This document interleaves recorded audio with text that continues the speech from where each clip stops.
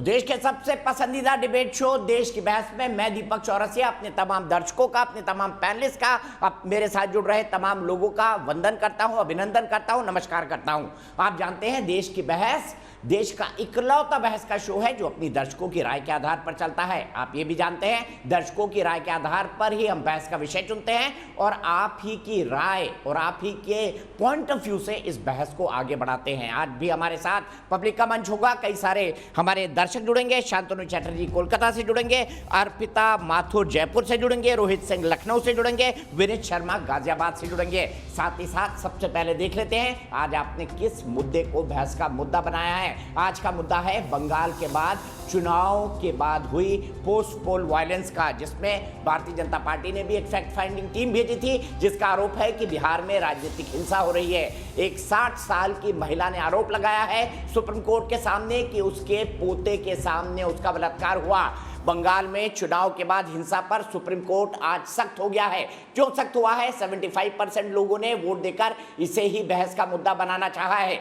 बंगाल में जो चुनाव के बाद हिंसा हुई है उसमें अब तक कई लोग मारे गए हैं। राज्य की टीएमसी सरकार कह रही है कि अब पोस्ट पोल वायलेंस नहीं हो रही, लेकिन भारतीय जनता पार्टी के नेता दावा कर रहे हैं कि लगातार पोस्ट पोल वायलेंस हो रही है। सुप्रीम कोर्ट ने इस मसले पर केंद्र, राज्य और चुनाव आयोग से जवाब मांगा है। हालांकि ममता बनर्जी भी एक पक्ष थी, लेकिन उन्हें नोटिस नहीं जारी किया गया है।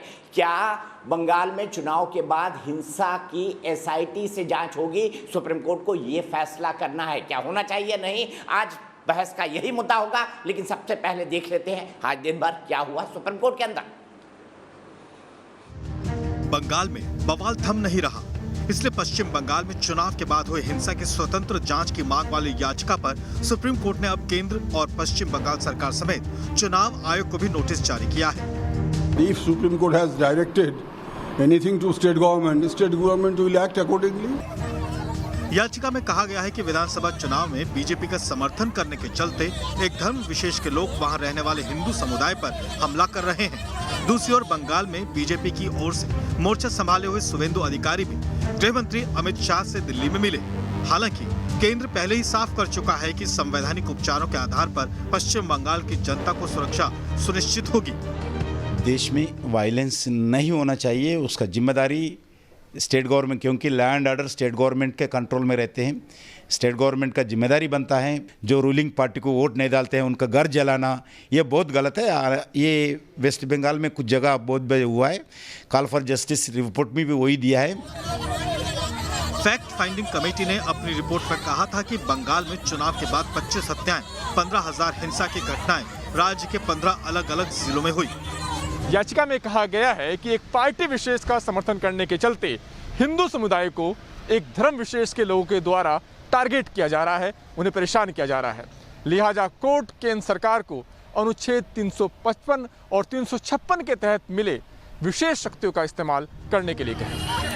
गौरतलब है कि बुधवार को भी बंगाल पहुंची एनएचआरसी की टीम पर हमला हुआ था। इससे पहले बंगाल में हिंसा का मामला कलकत्ता हाईकोर्ट भी पहुंचा था। देश की बहस में चर्चा है कि बंगाल में सत्ता के संग्राम के बाद राजनीतिक हिंसा के चलते डर का माहौल पैदा हो गया है। तो एनएचआरसी की टीम को भी निशाना बनाया गया। इसीलिए आज हम महत्वपूर्ण सवाल पूछ रहे हैं और देश की बहस में आप आइए, ट्विटर पर, हमारे दूसरे फेसबुक पेजेस पर, हमारे मोबाइल ऐप पर आकर आप हमारे देश की बहस के सवाल का जवाब दीजिए। देश की बहस का सवाल क्या है हम आपको बता दें। क्या इन पोस्ट पोल वायलेंस की एसआईटी से जांच होनी चाहिए? क्या बंगाल में चुनाव के बाद हुई हिंसा की एसआईटी से जांच होना चाहिए? हाँ या नहीं में आप जवाब दे सकते हैं। जवाब के तरीके आपको पता है। आप हमारी वेबसाइट पर जा सकते हैं, आप हमारे मोबाइल ऐप को डाउनलोड कर सकते हैं। डाउनलोड करना बेहद आसान है। आप हमारे फेसबुक पेज पर जा सकते हैं, साथ ही साथ आप हमारे ट्विटर हैंडल पर भी जाकर वोट कर सकते हैं @NewsNationTV। कार्यक्रम के बारे में अगर आपकी कोई राय है, सुझाव है या शो के अंदर शामिल होना चाहते हैं तो 9711002266 पर हमें व्हाट्सएप करें। सीधे अपने पैनल को इंट्रोड्यूस करता हूं। मेरे साथ निर्मल कौर जो कि सदस्य हैं फैक्ट फाइंडिंग टीम की, पूर्व डीजीपी हैं, जानी मानी अफसर रही हैं, वो भी जुड़ेंगी हमारे साथ, इनफैक्ट जुड़ गई हैं। मेरे साथ प्रियंका टिब्रेवाल जुड़ेंगी, भारतीय जनता पार्टी की प्रवक्ता हैं, आशुतोष जुड़ेंगे जो कि वरिष्ठ पत्रकार हैं, अवनीजेश अवस्थी जुड़ेंगे जो कि संघ के विचारक और डीयू के प्रोफेसर हैं, मेरे साथ बादल देवनाथ जी जुड़ेंगे जो कि तृणमूल कांग्रेस के प्रवक्ता हैं, विवेक श्रीवास्तव जी जुड़ेंगे जो कि लेफ्ट के नेता हैं। लेकिन सबसे पहले दिलीप घोष जी के पास चलूंगा। दिलीप घोष जी, ये भी आरोप लग रहा है कि भारतीय जनता पार्टी अपने कार्यकर्ताओं को बचा नहीं पा रही है, क्या असलियत है इसकी? बात सही है। जब 15,000 के आसपास इस प्रकार हिंसक घटना होती है और जहां राज्य सरकार जिनको ये बचाने का जिम्मेदारी है वो खुद हिंसा पर उतारू होती है, उनकी पॉलिसी बन जाती है हिंसा विरोधियों को खत्म करने के लिए, और पुलिस प्रशासन खड़ा होकर देखते उनके सामने हिंसा घटना होती है और एफआईआर तो लिखित में नहीं लेते हैं। हमको साथ साथ कमीशन पर जाना पड़ा है इतनी 11,000 के लगभग घटनाओं का कंप्लेन करने के लिए। तो यहाँ तो सामान्य बात है। हमारे चुनाव के बाद 5 एमएलए का ऊपर अटैक हुआ है। चुनाव के समय मेरे से लेकर के सारे करीब 15 कैंडिडेट्स के ऊपर अटैक हुआ था। उसके 2 महीना पहले माननीय राष्ट्रीय अध्यक्ष जी जब आए थे उन पर अटैक हुआ था, और चुनाव के बाद जब इस हिंसाओं से जो पीड़ित लोगों को देखने के लिए केंद्रीय मंत्री माननीय मुरलीधरन जी जा रहे थे, उनका गाड़ी के ऊपर अटैक हुआ, उन पर भी अटैक हुआ है। इस भयंकर परिस्थिति में तो हम जैसा सामान्य लोग कैसे अपने कार्यकर्ताओं को बचा पाएंगे? इसीलिए लगभग 80,000 लोग हिंसा से पीड़ित होकर घर छोड़कर भागे थे। अभी भी हजारों लोग बाहर हैं, और बंगाल से बाहर उड़ीसा और आसाम में जाके इन लोगों ने शेल्टर दिए थे। तो माननीय गवर्नर साहब भी वहां उनसे मिलने गए थे।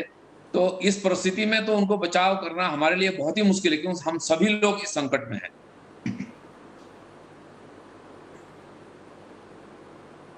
ये बताइए सर, क्या ये हिंसा पूर्व नियोजित थी? आपको क्या लगता है, क्या इसको प्लान किया गया था और लोग आइडेंटिफाई किए गए थे और उसके बाद उनको निशाना बनाया गया? ना देखिए, हिंसा तो एक दिन नहीं है, चल रहा है 2 महीने से अभी तक चल रहा है, और वो योजना बना करके ही हो रहा है। दूसरे जगह से लोगों को बुला करके गांव को लूटा जा रहा है, तोड़ा जा रहा है, आग जलाया जा रहा है। और ये चुनाव के साथ या तो राजनीति के साथ हिंसा बंगाल में कोई नई बात नहीं है। पिछले 3 साल पहले पंचायत चुनाव हुआ था यहाँ, उस समय भी इस प्रकार घटना हुई थी। उस समय से हम मुख्य विपक्षी के रूप में यहाँ उभर के आए हैं, और उस समय लगभग 34% से ज्यादा सीट में नॉमिनेशन करने नहीं दिया गया, और उसके बाद भी हम लोग करीब 6,500 सीट जीते थे जो पंचायत का। उसमें 2,100 चुने हुए प्रतिनिधि को गांव छोड़कर भागना पड़ा था, उनको ऊपर अत्याचार हो रहा था, घर तोड़ दिए थे। और उसमें चारों प्रदेश हमारे बॉर्डर में जो उड़ीसा, बिहार, झारखंड और आसाम में उनको रखने के लिए हम मजबूर हुए थे 2-2, 3-3 महीना तक। तो ये कोई नई बात नहीं। इस बार चुनाव ज्यादा जगह में हुआ तो ज्यादा हिंसा हुआ। तो लेकिन दुर्भाग्य की बात है, जिस सरकार की जिम्मेदारी है लोगों को सुरक्षा देना, विपक्षियों को सुरक्षा देना, वो खुद अगर हिंसा करते हैं और अस्वीकार करते हैं कि कोई हिंसा हुआ नहीं है। और कल भी एक परसों मंत्री बोलते हैं कोई घर छोड़कर नहीं गया है, जबकि पुलिस जाकर लोगों को बुला करके घर पहुंचा रही है हाईकोर्ट का आदेश के बाद। हाईकोर्ट ने स्वीकार करते हुए हमको इंफॉर्मेशन मांगा कि कौन कौन लोग घर से बाहर है, हमको बताइए।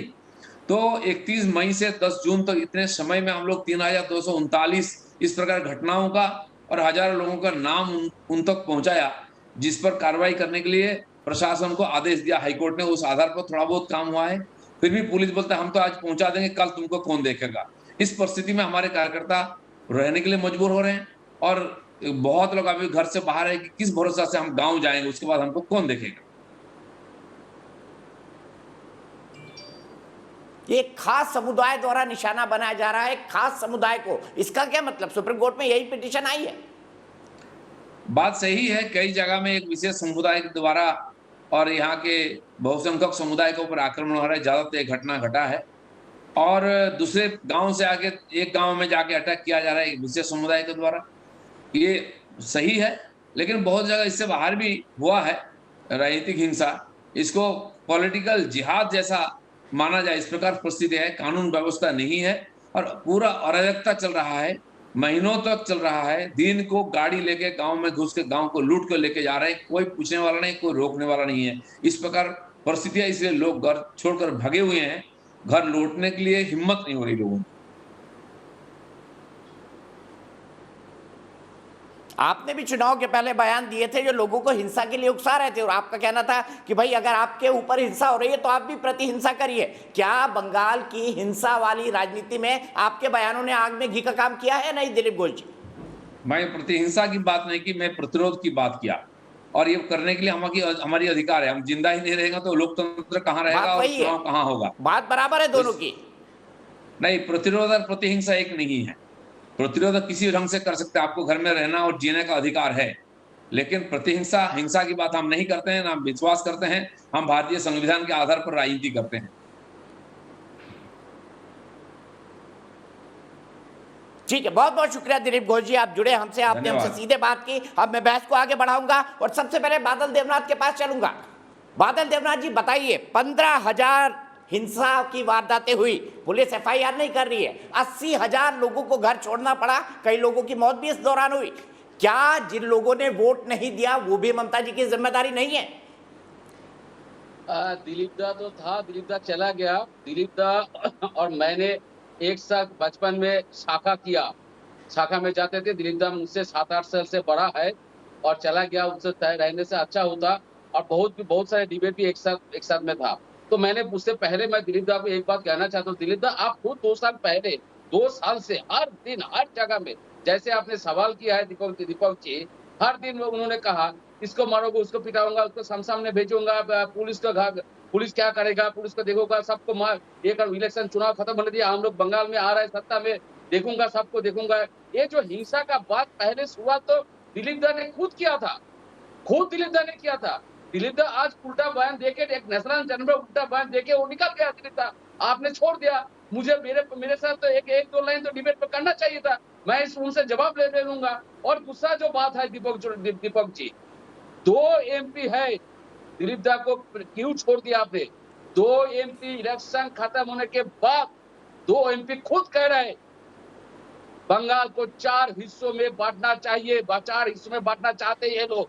1 दार्जिलिंग, 2 नॉर्थ बंगाल, 3 साउथ बंगाल, और सौमित्रो खा बोल रहा है जंगल महल अलग से, क्योंकि ये लोग तो सेम नहीं होगा। ये लोग को सबको टीएमसी देके गया, बोले तुम टीएमसी से भाजपा में ज्वाइन करो, तुमको सीएम बना दूंगा, मुख्यमंत्री बना, लेकिन तो मुख्यमंत्री नहीं हुआ। हारने के बाद ये लोग कह रहे, आपने खूब जानते हैं दीपक जी, आप एक सबसे बहुत बड़ा पत्रकार है, आप जानते 4 हिस्सों में बांटना चाहते हैं बंगाल को। ये कौन सा साजिश है? कौन साजिश कर रहा है? ये संघ परिवार कर रहा है, होम मिनिस्ट्री दफ्तर से हो रहा है, ना खुद बंगाल के राज्यपाल कर रहे हैं। और राज्यपाल क्या कहा? राज्यपाल यहाँ पर हर दिन दीपक जी हर हिम कर संतरास चला रहा है, हर जगह में जा रहा है, हर जगह में घूम के जा रहा है, लेकिन टीएमसी के कोई कार्यकर्ता, टीएमसी के कोई एमएलए, कोई निर्दलीय एमएलए किसी के साथ बात नहीं कर रहा है। उनके साथ एमएलए रहेगा भाजपा के, उसके साथ भाजपा के एमपी रहेगा, बात करेगा। और एक रिपोर्ट जो कमीशन से जो महिला 2-3 लोग आए थे, कल परसों आए थे, बात किया, उन लोग के पास कौन गया? रिपोर्ट देने कौन गया? बर्धमान में उनका प्रोग्राम था, आया पुरुलिया से, बांकुड़ा से, हर जगह से कोई इनवाइट था, कोई प्रोग्राम घर का परिवार में उनको बुला के लेके चला गया, भाई चलो भाई, तुमको रिपोर्ट देना है, कमीशन को रिपोर्ट देना है। ऐसे कोई दीपक जी रिपोर्ट होता है? नहीं, चलिए मैंने कोई भी इंटेंशन मान ली हो, लेकिन लोगों को मारना क्या ये ठीक है राजनीतिक तौर पर? और राजनीतिक हिंसा बंगाल की बीमारी रही है, बादल दा आप जानते हैं। चलिए मान लिया 4 राज्यों में बांटने की साजिश कर रहे हैं, चलिए मान लिया कि भारतीय जनता पार्टी अभी भी साजिश कर रही है चुनाव हारने के बाद, लेकिन आपके कार्यकर्ताओं के द्वारा बीजेपी के कार्यकर्ताओं को पीटना कितना वाजिब है?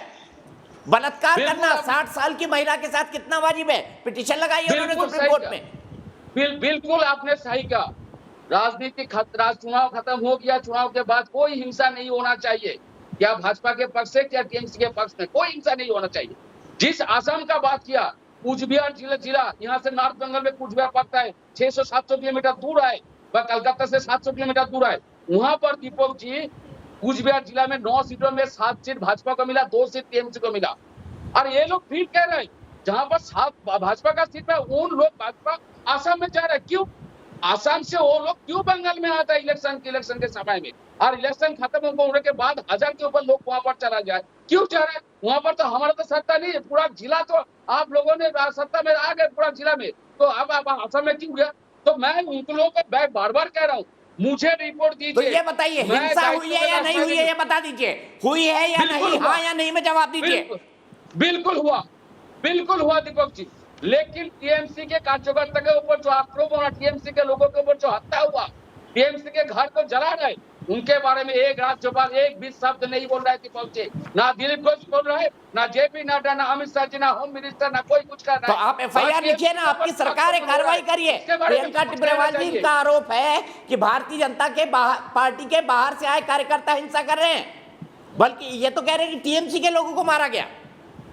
ये तो Deepak ji last line, commission के जो महिला रिपोर्ट महिला अधिकारी जो था झारखंड में का था, वो पंजाब का निवासी है, उन्होंने खुद कहा ये कहां से आ क्या जानता नहीं हो, लेकिन बाहर से आया जो कमीशन। ठीक है, वो बहस में है, उस बात का जवाब देंगे। चलिए प्रियंका जी, मैं 1 मिनट रोकता हूँ। निर्मल कौर जी खुद हमारे साथ जुड़ी हुई है, एक पूर्व डीजीपी है वो बादल देवनाथ जी, उनकी बात का कोई तो वजन होगा। निर्मल कौर जी बताइए, वो कह रहे हैं कि गलत सलत रिपोर्ट बना दी आपने, निर्मल कौर जी को लाइए क्योंकि उन पर आरोप लगा है। जी नहीं, बिल्कुल नहीं, बिल्कुल भी नहीं। हमने गलती का कोई सवाल ही नहीं है। हम लोगों ने एकदम निष्पक्ष आधार पे जो गवाह हमें मिले, जो पीड़ितों को बयान लिए और जितनी हमने अत्याचार वहाँ पाए, उन्हीं पर एक बहुत ही मतलब हम कहेंगे कि रिपोर्ट जस्टिस नहीं करती है जो अत्याचार है उनके सामने, और बहुत ज़्यादा अत्याचार हुए हैं। रिपोर्ट ने तो बहुत कम को कवर किया है और बहुत ही भयानक तरह के अत्याचार हुए हैं जो कि एकदम दहशत फैलाने, आतंक फैलाने कि तुम फलाना पार्टी को सपोर्ट करेगा, जैसे कि उनका है कि क पार्टी करेगा, ये वहाँ का पार्लेंस है, वो क पार्टी करेगा तो तुमको जीने नहीं देंगे, कमाने खाने नहीं देंगे। लोगों का दुकान तोड़ गया, बिजनेस लूट गया, आधार कार्ड लेके चला गया, बस्तियाँ उजाड़ दी, गांव के गांव को आग लगा दी, लोगों को भगा दिया, महिलाओं के साथ बहुत ही दुर्व्यवहार, बलात्कार किए, और बलात्कार भी ऐसे वैसे नहीं, कुछ बहुत ही शर्मनाक किस्म के, ताकि उनको किसी तरह अपनी मर्जी से मनाया जाए। और वो तो आप लोग सभी राष्ट्र ही देख रहे हैं, अभी हमने भी देखा, जैसे कि हमने भी सुना और देखा,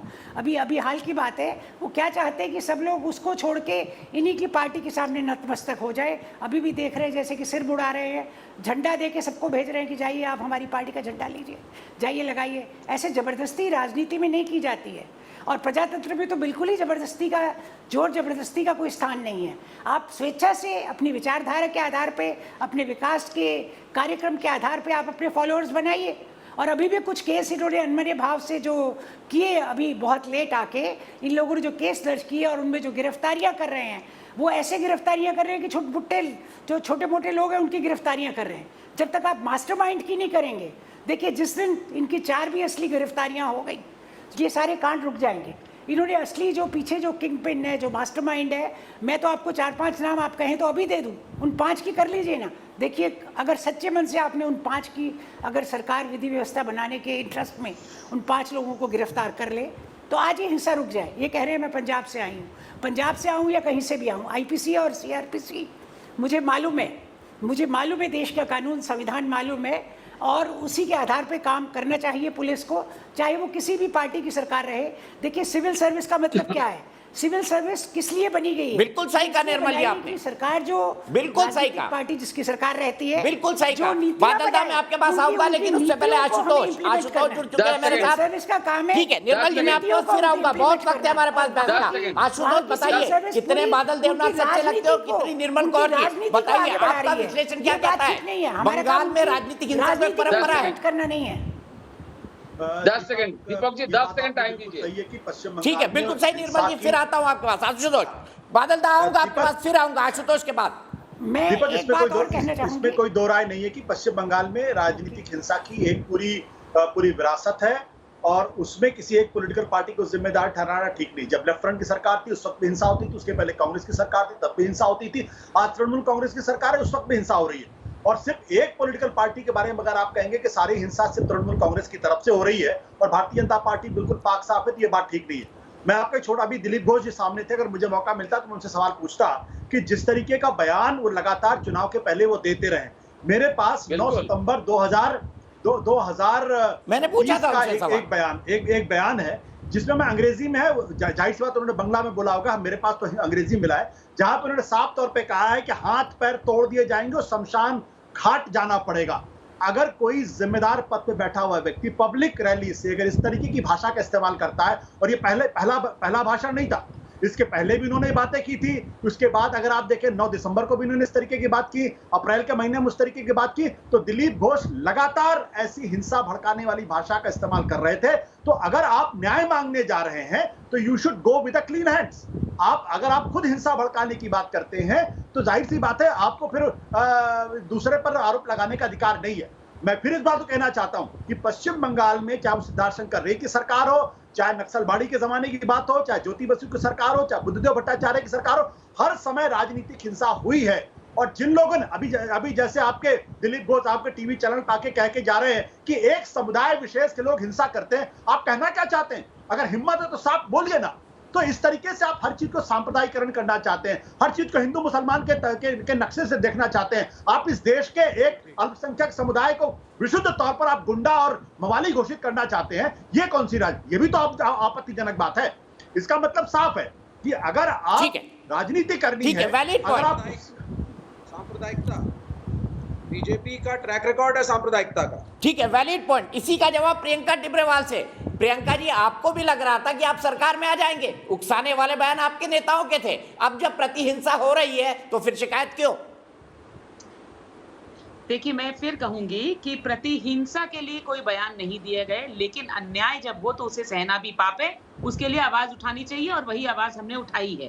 दूसरी बात, अभी मैंने सुना आशुतोष जी कह रहे थे कि उन्होंने ऐसी बयानबाजी की या हिंसा की। आप दोनों चीजों से एक चीज को प्रूफ करिए। अगर हिंसा की तो पश्चिम बंगाल में सरकार तृणमूल कांग्रेस की है, क्यों उन्होंने कोई स्टेप नहीं लिया? लॉ एंड ऑर्डर सब उनके हाथ में है, पुलिस वे चलाते हैं, फिर क्यों नहीं हम लोगों को जेल में बंद कर दिया? क्योंकि हिंसा हमने नहीं की, हम हिंसा के शिकार हुए हैं। दूसरी बात, उन्होंने कहा बयानबाजी से लोग भड़क गए। बयानबाजी से अगर कोई भड़कता है या बयानबाजी करने के लिए अगर कोई सजा दी जाती है तो आप डेफमेशन का केस करिए, आप कानून व्यवस्था के हिसाब से चलिए। मगर आप लोगों ने ये नहीं किया। आप लोगों ने जीत के बाद क्या किया? यहाँ पर प्रतिशोध किया, आपने यहाँ बदला लिया और रिवेंज हो रहा है और सरकार बैठ करके तमाशबीन की तरह यहाँ तमाशा देख रही है। देखिए, ये मैं नहीं कह रही, ये वो रिपोर्ट कहती है जो कलकत्ता हाईकोर्ट में फाइल हुई है। और रिपोर्ट को फाइल किसने किया? West Bengal state legal service authority, कोई सेंटर की एजेंसी नहीं है, ये वेस्ट बंगाल की स्टेट लीगल सर्विस अथॉरिटीज में आती है। इन्होंने अपनी रिपोर्ट कलकत्ता हाईकोर्ट में फाइल करते हुए कहा कि 5 हेड्स में हिंसा हो रही है यहाँ पर, और क्योंकि उनके पास 3245 कंप्लेन आई, जिनको उन्होंने जो है ग्रुपिंग करके डिवाइड किया। प्रॉपर्टी वैंडलिज्म जो हुआ, लोगों को जो डराया गया, घरों से निकाल दिया गया, गवर्नमेंट को प्रेस करना चाहिए। सेक्सुअल असॉल्ट, अगर ये सच है तो आपको तो स्टेट गवर्नमेंट को तो प्रेस करना चाहिए। ग्रैबिंग ऑफ प्रॉपर्टीज, यानी जिन लोगों की प्रियंका जी, फिर तो आपको तारीफ करनी चाहिए ना स्टेट गवर्नमेंट की। यहाँ स्टेट गवर्नमेंट जो है वो कुछ है ही नहीं, क्योंकि वो ये सोच के रखी है सेंट्रल गवर्नमेंट ही है, डेमोक्रेसी मर गई है। मैं आऊंगा विवेक जी, आप ही के पास आऊंगा। प्रियंका जी को खत्म कर लेने दीजिए, 30 सेकंड और। कॉन्ट्रडिक्टरी बातें बोल रही है भाई, कॉन्ट्रडिक्टरी बातें हो रही है। ऐसा है कि ये जो है बीच में चिल्ला करके आप बोल क्यों रहे हैं? साहब, आपका तो क्या कॉन्ट्रडिक्टरी है? विवेक जी वो अपनी बात कह रही है, खत्म करिए। प्रियंका जी खत्म करिए अपनी बात, मैं विवेक जी के पास जाऊंगा। विवेक जी बताइए, क्या कॉन्ट्रडिक्टरी बात है? सरकार खुद मान रही है हाई कोर्ट में कि हिंसा हुई है, बताइए विवेक जी। और ये बीज तो आपने बोया है ना, माओवाद के नाम पर, नक्सलवाद के नाम पर, अरे प्रियंका जी सुन लीजिए, संघर्ष के नाम पर, नक्सलवादी के नाम पर।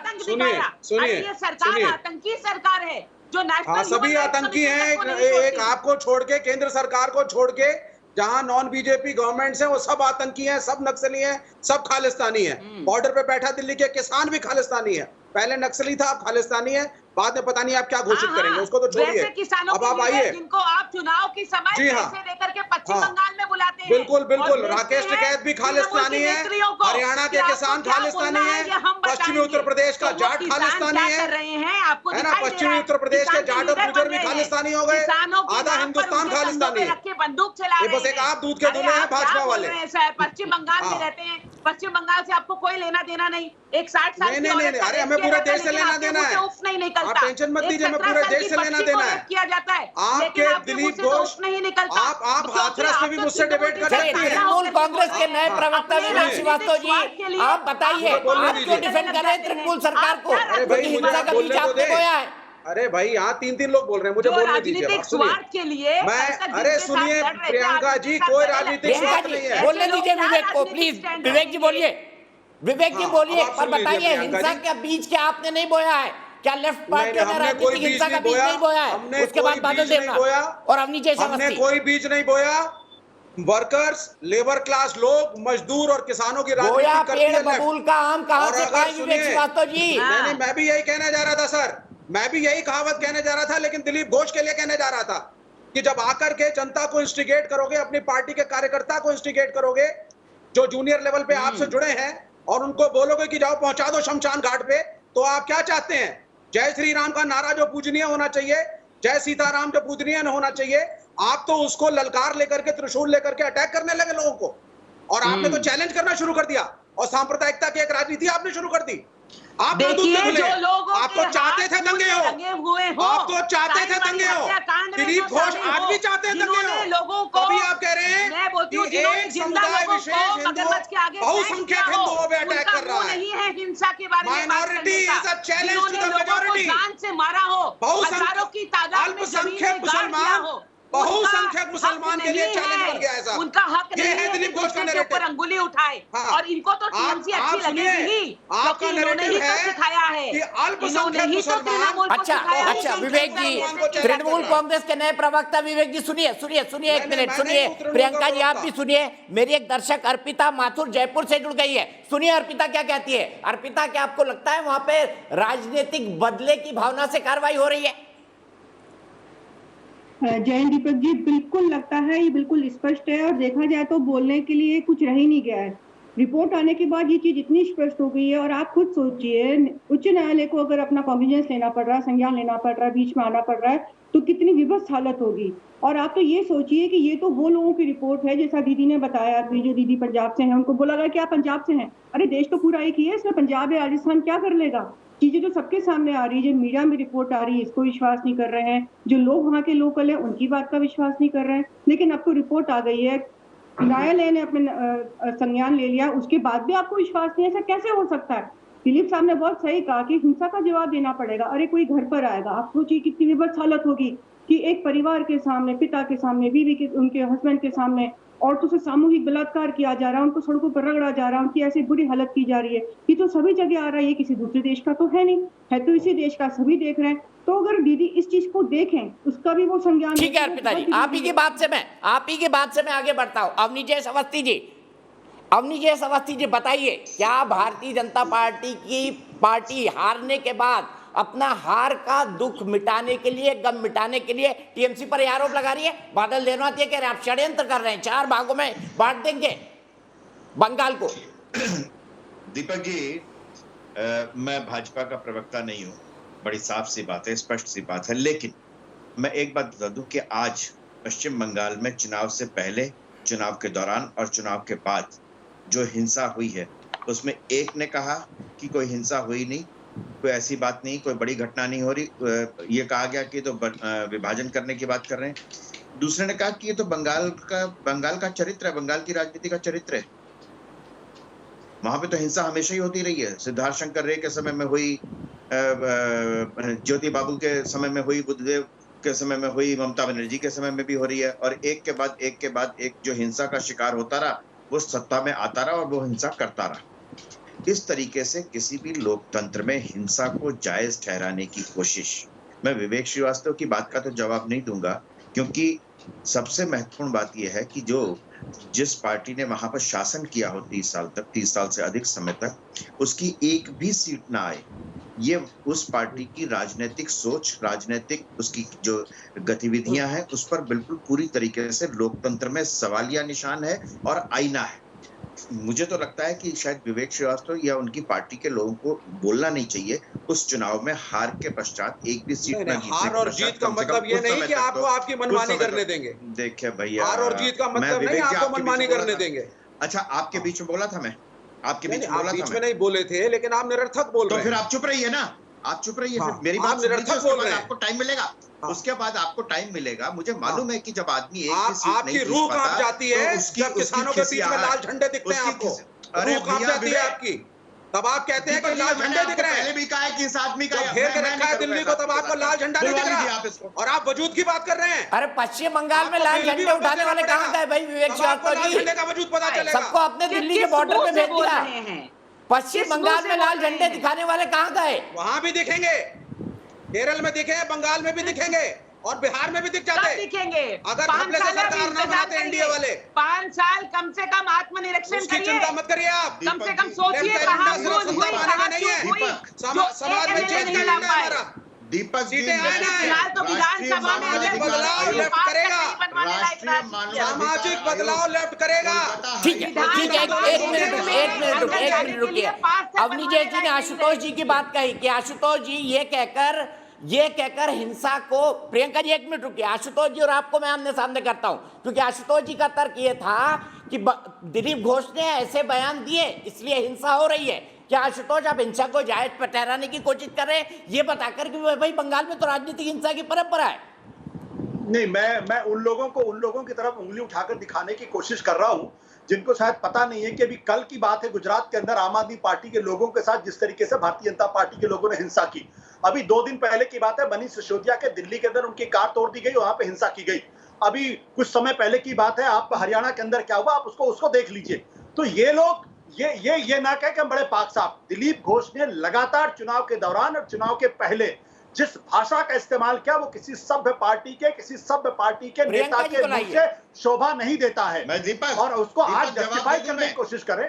दीपक, मैं आपके बीच में नहीं बोला था, मुझे बोलने दीजिए अवनी जी। मैं आपके बीच में नहीं बोला था, आप यहाँ कृपया मुझे बोलने दीजिए। ठीक है, आप बीच में डिस्टर्ब कर रहे हैं, मुझे एक बात बताइए ना, आप बीच में डिस्टर्ब कर रहे हैं, आप मुझे डिस्टर्ब कर रहे हैं, मुझे बोलने दीजिए। इसके अलावा आशुतोष को कंप्लीट करने दीजिए। मैं किसी के बीच में नहीं बोलता, कृपया मुझे अभी गाजीपुर बॉर्डर कंप्लीट करने दीजिए। मैं आप ही के पास आ रहा हूँ, विजय जी के पास भी आऊंगा। अभी ये तीनों घटनाएं पिछले 48 घंटे की, गाजीपुर बॉर्डर पर राकेश टिकैत के किसानों के साथ जिस तरीके से भारतीय जनता पार्टी के नेताओं ने हिंसा की है, वो सब पिछले 48 घंटे की बात है। तो आप पश्चिम बंगाल में अपने आप को विक्टिम पेश करना चाहते हैं, दिलीप घोष के बयानों पर आप ध्यान नहीं देना चाहते हैं, उसके बाद आप सारी दोष ममता बनर्जी पर डालना चाहते हैं। अरे भाई, वहां की सरकार, वहां के लोगों ने 213 सीटें दी हैं, तो अगर आप एक्सेप्ट करिए ना, उसको ह्यूमिलिटी के साथ एक्सेप्ट करिए। अगर आपको ये लगता है कि वहां के लोगों ने आतंकवादी को, एक हिंसा करने वाले लोगों को, नहीं, मैं कह रहा हूं टीएमसी वाले पीटेंगे, इसका राइट मिल गया हमको। भारतीय जनता पार्टी को इज्जत के साथ भारत के लोगों के द्वारा दिए गए जो मैंडेट है उसको सम्मान करना चाहिए। ये ऐसा नहीं हो सकता कि पश्चिम बंगाल के लोगों को ये पता नहीं हो कि हम किसी हिंसक को चुन रहे हैं, किसी आतंकवादी को चुन रहे हैं। ममता बनर्जी ने शपथ ली, मुख्यमंत्री है वो, इसीलिए मैं कह रहा हूं आप उसको रेस्पेक्ट करिए ना, आप रेस्पेक्ट करिए उसको। अगर वो गलत है तो गुजरात के अंदर जो आम आदमी पार्टी के लोगों का प्रियंका जी आप पर आरोप है कि आप मैंडेट का सम्मान नहीं करना चाहती, विक्टिम कार्ड खेलना चाहती और जानबूझ के ड्रामा हो रहा है, वो भी गलत है। बताइए प्रियंका जी। आ रहा हूं मैं प्रियंका जी को बोलने दीजिए। पड़ता है, रिस्पेक्ट कमाना पड़ता है, भीख में कटोरे में नहीं मिलता। मुख्यमंत्री को ये रिस्पेक्ट कमाना चाहिए कि उनके राज्य में एक 60 साल की औरत को इस निर्दयता से बलात्कार नहीं किया जाए, वो भी जब उसके ठीक बगल में उसके पति की हत्या की जा रही हो तो वो अपनी इज्जत बचाए या अपने पति की जान। मुख्यमंत्री को ये सोचना चाहिए कि एक 15 साल की बच्ची को उठा करके जब गैंगरेप होता है तो उसके लिए आवाज उठाई जानी चाहिए। ये नहीं कहना चाहिए कि ये सब सजाई हुई घटना है हमें बदनाम करने के लिए। अरे बदनाम को कोई क्या बदनाम करेगा? मैं कहती हूँ बदनाम वो होते हैं जिनका नाम होता है। पश्चिम बंगाल का नाम कहाँ है? हर दूसरे दिन हिंसा के लिए जाना जाता पश्चिम बंगाल। और जो लोग यहाँ बैठ करके इतनी बड़ी बड़ी बातें कर रहे हैं वो तो खुद ही इसके टीचर हैं। उन्होंने ही तो ममता बनर्जी को सिखाया है कि हिंसा कैसे की जाती है। क्या ये हम भूल जाएंगे कि सीपीएम ने हजारों को मौत के घाट उतारा था? इसीलिए देखिए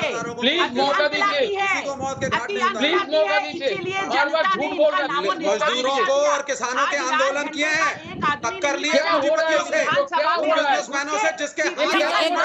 प्रियंका आपने अपनी बात कही, सुनिए एक मिनट, विवेक श्रीवास्तव जी आऊंगा। बादल देवनाथ जी बताइए, एक 60 साल की महिला के साथ बलात्कार तब होता है जब उसके पति को मारा जा रहा है, एक 15 साल की बच्ची के साथ गैंग रेप होता है। ये घटनाएं हुई है, निर्मल कौर जी भी इसकी तस्दीक करेंगी। बताइए क्या जवाब है? क्या इसके लिए चुना गया है ममता बनर्जी सरकार को? बताइए। पहले दीपक जी, मैं निर्मला जी से माफी मांगना चाहता हूँ। बादल देवनाथ जी इन 2 घटनाओं के बारे में बताइए। प्लीज मैं बोल रहा हूँ, मैं मुझे बोलने दीजिए। निर्मला जी, मैंने पहले आपको पहचाना निर्मल नहीं, कौर जी को भी दिखाइए। हाँ, मैंने आपको पहचाना नहीं, मैं आपसे माफी मांगता हूँ। और पंजाब का जो बात किया, पंजाब का मतलब पंजाब के लोगों के साथ मेरा बहुत रिलेशन है, बहुत सारे लोगों के साथ रिलेशन है। मैंने ऐसे नहीं कहा, आपका रिपोर्ट देखने के बाद मैंने कहा, आपने खुद कहा था मैं पंजाब से हूँ, झारखंड में थे, वहां पर प्रेस कॉन्फ्रेंस कर रहे थे झारखंड से, इसलिए मैंने कह दिया। मैंने आपके लिए कोई ऐसा टिप्पणी नहीं किया। पंजाब लोग, आप महिला है, मैं सम्मान के साथ आपको मैं कहना चाहता हूँ। दूसरा, निर्मला चीज और भी सुन लिए, आप एक दिन में पूरा बंगाल का रिपोर्ट कैसे ले लिया? तीसरा बात है, ये जो मैं प्रियंका जो बोल रहा है, हर दिन उनके साथ मेरा डिबेट होता है, 15 साल का लड़की का बलात्कार हुआ, कहां पर हुआ? ये 60 साल का महिला का बलात्कार हुआ, कहां पर हुआ? कहां पर हुआ? बंगाल के लोग, बंगालियों को, पूरा बंगाली विश्व में महिला को सम्मान करता है निर्मला जी। हर एक भी बंगाल में कोई जगह पर देखिए रेप होता है निर्मला जी। बंगाल के यूपी में जैसे होता है, यूपी में जैसे दलितों के ऊपर रेप होता है, हर जगह में होता है, लेकिन बंगाल में सुनते बंगाली लोग, उसका जो भद्र लोग कहते, बंगाली लोग कोई क्रिटिसाइज महिला के ऊपर नहीं करता है। आपने एक दिन नहीं, 7 दिन रहे, मैं आपको पूरा बंगाल घुमाऊंगा, और सिर्फ टीएमसी नहीं, पूरे आम पब्लिक के साथ घूमूंगा। बंगाली लोग ऐसा नहीं करता है, एक पूरे विश्व में महिला को माँ सम्मान देखते हैं और माँ का आराधना करते हैं बंगाल के लोग। यानी ये फिर झुठला बंगाली नहीं है, यानी ये फिर सर्च कर करके और ये इंफॉर्मेशन निकाल रही है बीजेपी की प्रवक्ता। प्रियंका जी, मैं आपके पास आऊंगा, लेकिन बात निर्मल कौर जी की, उनको जवाब देने दीजिए। बादल देवनाथ जी कंप्लीट करेंगे, उसके बाद प्रियंका जी। 1 मिनट सुनिए, बादल देवनाथ जी, आपने अपनी बात कंप्लीट की। आपने कहा 60 साल की महिला के साथ बलात्कार नहीं हुआ, 15 साल की बेटी के साथ बलात्कार नहीं हुआ। निर्मल जी, मुझे बताइए, अब आप बताइए, आप पूर्व डीजीपी रही हैं, आप निस्संदेह आईपीसी सीआरपीसी सब जानती होंगी। बादल देवनाथ कह रहे हैं 1 दिन में आपने रिपोर्ट बना दी। दूसरी बात, क्या ये 60 साल की महिला और 15 साल की बेटी जिसका प्रियंका जिक्र कर रही है, क्या ऐसा कुछ हुआ है? बताइए। कई दिनों तक बिल्कुल हमने एक दिन में रिपोर्ट बिल्कुल नहीं बनाई है। हमने पीड़ितों के बयान दिनों दिन लिए हैं, सप्ताह भर या उससे भी ज्यादा लिए हैं, और बहुत सारे लोगों के हमने पर्सनली एग्जामिन किए, और ये सब लोगों के नाम और ब्यौरे सबके हमारे पास है। उन लोगों के पास आपने किया, कृपया मुझे बोलने दें, जितना प्लीज आप मुझे बोलने दें। ना बादल दा बोलने दीजिए, मैं आपके पास बिल्कुल आऊंगा। निर्मल जी को अपनी बात कंप्लीट करने दीजिए, मैं आपके पास जरूर आऊंगा। प्रियंका भी कुछ बता रही है, आप और प्रियंका जरूर बहस करेंगे। निर्मल जी को कंप्लीट करने दीजिए प्लीज। जो झमेला चल रहा है, हिंसा हो रहा है, उन लोगों के पास गया, आपने तो नहीं किया टीएमसी का। आप बिल्कुल मुझे बोलने का मौका दीजिए। बिल्कुल दूंगा मैडम, बिल्कुल दूंगा। बादल दा प्लीज बोलने का मौका दीजिए उनको। बादल दा प्लीज, सम्मान के साथ कह रहा हूँ। निर्मल जी बोलिए। नहीं, इतना एग्रेसिव होने से तो बात नहीं हो सकती। आप जब एक डिबेट में इतना एग्रेसिव हैं तो फील्ड में आप लोगों का क्या हालत होगी? आप सिर्फ बात कर रहे हैं, बात से बात कीजिए। हमने जो भी बयान दिए हैं सब हमारे पास रिकॉर्डेड है वर्जन्स, और हमने, क्योंकि रेप विक्टिम का नाम देना एक अच्छी बात नहीं है और ये कानूनन मना भी है, हमारे पास सबके नाम है, हम दे सकते हैं जरूरत पड़ने पर। अगर कभी बिल्कुल नहीं लेना, इन कैमरा हियरिंग्स वगैरह हुई, हम लोग सबके नाम देंगे, गवाह देंगे, और हम आपको ये भी बताते हैं कि एक गलत दूसरे गलत को जस्टिफाई नहीं करता। आप ये नहीं कहते कि हम गलत इसलिए कर रहे हैं क्योंकि उसने भी गलत किया। ये क्या बात हुई? आप दोनों गलत है, आप दोनों बड़े बड़े लोग हैं। पिस कौन रहा है? आप और निरीह जनता, जिसका पुलिस को या प्रशासन को जिसका पहला काम है कि उसको सुरक्षा दे। बंगाल के स्वामी विवेकानंद जी ने क्या कहा है कि समाज का हर आदमी जो बड़ा है उसका ये फर्ज बनता है कि अपने से कमजोर का लालन पालन करे, अपने से कमजोर की रक्षा करे। और बंगाल के विवेकानंद जी ने ऐसा कहा, और आप लोग वहाँ पर बड़े बड़े लोग लड़के और गरीब जनता को पिसवा रहे हैं बीच में। उनके ऊपर क्राइम हो रहा है, और क्राइम भी छोटा मोटा नहीं, मतलब उनकी आपने आजीविका छीन ली, उनके आने जाने के साधन ध्वस्त कर दिए, उनके सब आइडेंटिटी प्रूफ्स ले लिए, और सबसे बड़ी समस्या जो आप अपनी नहीं देख पा रहे, आप दिलीप घोष के कम्युनल स्टेटमेंट को सपोर्ट करती हैं क्या? एक मिनट, निर्मल कौर जी, मेरा प्रश्न सुनिए जरा। नहीं, किसी कम्युनल स्टेटमेंट की बात नहीं। आप देखिए, मेरी बात सुनिए, कम्युनल की बात ही नहीं। इसमें कम्युनल क्या होता है? अरे भाई, हमारी 25 खतरा है। कम्युनल क्या होता है? क्या आप अल्पसंख्यक की बात करते हैं? एक साथ सब मत बोलिए, पहले बादल देवनाथ बोलेंगे, फिर विजय की बात तो आएंगे। निर्मल जी, आपकी बात कंप्लीट करिए। जब 0.2% से 0.2% ऑफ द वोटर से या 1% से कम से आपने कितनी सीटें इस बार एमएलए जीते हैं बताइए? 1% of the less 1% adult population से बहुत कम से How does that bother you? How does that bother you? Who has won how many seats? You are a retired bureaucrat. You talk accordingly. अल्पसंख्यक How की does बात that bother कैसे you? करते हैं आप? ये आप वहाँ पे law अल्पसंख्यक and क्या order होता के लिए गई है? हैं। अल्पसंख्यक वो आप होगा वहाँ पे law and पारसी order को के लिए गई हैं। अल्पसंख्यक मान सकते हैं। Have you taken this observation मैं तो लॉ एंड seriously? ऑर्डर के लिए नहीं गई That the थी, chief हम of तो पता BJP करने गए state. थे कि जो घटनाएं Yes, हो रही हैं please listen to me now. हिंसा Yes, की जो yes, so listen घटनाएं to हो me रही now. है Number उनमें क्या one, सत्यता है? Nirmal Kaur ji, you have no business to make political statements as to who has got how many seats. Number two, Everyone- आप एक retired bureaucrat हैं। I haven't बोलने made दीजिए मुझे। political statement. Yes, so All let me I speak want is and let rule me of question law. you। हमने तो rule of law की बात rule of की law है। बिल्कुल है। राजनीति से Rule of मेरा law मतलब के हिसाब से आप नहीं है। इंक्वायरी मेरा करने किसी वाले राजनीति नहीं से है। मतलब नहीं ठेका ले है। रखा है। मैंने दीपक जी, उन्होंने कोई पॉलिटिकल स्टेटमेंट नहीं दिया, माफ कीजिएगा, वो बिल्कुल लॉजिकल और पॉइंट बात कर रही है। विवेक श्रीवास्तव जी सुन लीजिए, मैं बादल देवनाथ के पास चलूंगा। बादल देवनाथ जी बताइए, जवाब दीजिए। विवेक जी रुक जाइए एक मिनट, रुक जाइए एक मिनट। बादल देवनाथ जी जवाब दीजिए। क्या आप डिनाई कर रहे हैं आउटराइटली? वो महिला, मैं नाम नहीं ले सकता, फैक्ट शीट मेरे पास पड़ी है। आशुतोष में आ रहा हूँ एक मिनट। बादल देवनाथ जी बताइए, आप डिनाई कर रहे हैं कि 60 साल की महिला से कोई रेप नहीं हुआ? बताइए, वो तो सुप्रीम कोर्ट में ऑन रिकॉर्ड गई है पिटीशन लेकर। बिल्कुल, मैं आपको ये कहना चाहता हूं, सुप्रीम कोर्ट में जो रिपोर्ट गया ठीक हुआ, लेकिन इनके पास कोई मेडिकल रिपोर्ट, कोई नाम, कुछ भी है? मैं इनको, निर्मला जी को मैं कहना चाहता हूँ, मैडम जी हाँ, बिल्कुल है, आप होम बिल्कुल मिनिस्ट्री है। दफ्तर हमारे को पास तमाम नाम है, तमाम खुश करने पीड़ितों के के लिए, वीडियोस भी है, होम नाम भी मिनिस्ट्री है। दफ्तर को खुश करने के लिए भाजपा का रिपोर्ट आप मत बनाइए। आप कमीशन के हेड है, आधिकारिक है, तो आप एक आपको टीएमसी का घर भी जाना चाहिए था। एक टीएमसी के कितना कार्यकर्ता इन्वेस्टिगेशन होता टीम बनाइए ना। उन लोगों के अगर हम पास चीज आपने नहीं है, क्यों नहीं आप किया? एक इंडिपेंडेंट आप एक इन्वेस्टिगेशन भाजपा टीम का बनाइए। रिपोर्ट लेके क्यों आया? मैंने तो पहले ही आपको कहा, जो लोग आपको रिपोर्ट दे रहे वहां हम पर भाजपा का बदलने कोई किया रिपोर्ट था, नहीं है, उन लोग हमारा कौन भाजपा था? का रिपोर्ट नहीं वो है, लोकल ये सिविल गवर्नमेंट की सोसाइटी का तो नहीं रिपोर्ट है। था, सिविल विपिन तो सोसाइटी नहीं की था। तरफ से वो हम लोग लोग आए। साझागेट हम लोगों का ये भाजपा किसी के जिला राजनीतिक ऑफिस पार्टी से रिपोर्ट का बुला के संबंध लेके ही नहीं आपको है। रिपोर्ट जस्ट बिकॉज आपको सूट नहीं कर रहा, पूरा आप उसको बंगाल में राजनीतिक जितना रंग देने की मीडिया है, कोशिश कर रहे हैं। जितना पत्रकार, राजनीतिक जितना नहीं है ये। पत्रिका है, हर चैनल में, हर रिपोर्ट में दिखाया आपको। भाजपा ठीक के है, एक कार्यकर्ता मिनट। लोग निर्मल जी कह रही है कि लेके राजनीतिक लेके रिपोर्ट आपको बिल्कुल नहीं है। बंगाल का बादल देवनाथ जी सच को डिनाई मत करिए, फैक्ट्स है सुप्रीम कोर्ट के सामने। मैं प्रियंका जी के पास भी जाऊंगा, आशुतोष के पास जाऊंगा उससे पहले, लेकिन उससे पहले मेरे एक दर्शक रोहित सिंह लखनऊ से, रोहित क्या मानते हैं आप, हिंसा हुई है या नहीं हुई पश्चिम बंगाल में बदले की भावना से राजनीतिक प्रेरित? बिल्कुल, बंगाल में हिंसा हुई है। हेलो, बंगाल में हिंसा हुई है और मैं बंगाल से भी आया हूँ कुछ दिन पहले ही। बंगाल में मतलब बिजनेस करना और बलात्कार ये सब आम हो गया है। और आए दिन बलात्कार हो रहे हैं, किसी को बिजनेस नहीं करना दिया जा रहा है। मैं ममता सरकार से पूछना चाहता हूँ कि ये अत्याचार कब तक होता रहेगा लोगों पर? ये अत्याचार को बंद कराएं। और टीएमसी को वोट ठीक है, मैं आप ही की बात को लेके जाता हूं। देखिए आशुतोष, पॉलिटिक्स में परसेप्शन मैटर करता है। देश भर के लोग जानते हैं क्या इस हिंसा को जस्टिफाई किया जा सकता है। आप फैक्ट फाइंडिंग कमीशन की बात छोड़ दीजिए, आप मुझे बताइए क्या जो रोहित कह रहे हैं उनकी बात में आपको दम नजर आता है या नहीं? वो कह रहे मैं आया हूं, हो रही है, दिख रही है सामने, रिपोर्ट नहीं हो रही, वो एक अलग बात है। और हाँ, वहां पर कम्युनल फ्लेवर है। आप जानते हैं कैसे होती है अल्पसंख्यक और बहुसंख्यक की राजनीति।